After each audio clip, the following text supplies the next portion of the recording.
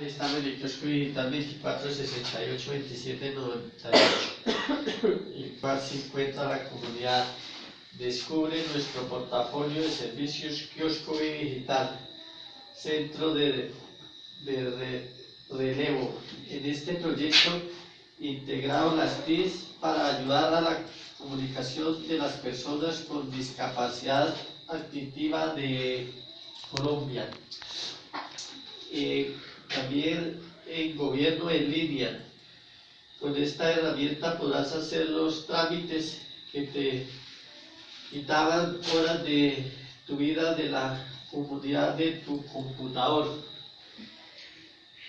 El tercero,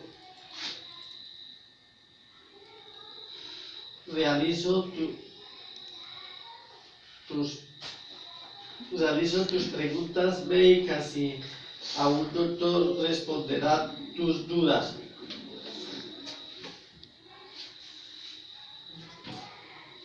Y cuarto,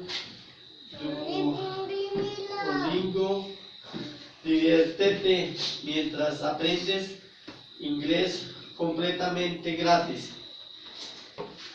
Esos son los títulos que se encuentran en el servicio de portafolios, que la comunidad aprende para alcanzar más conocimiento. En este kiosco los sueños se harán realidad. Muchas gracias.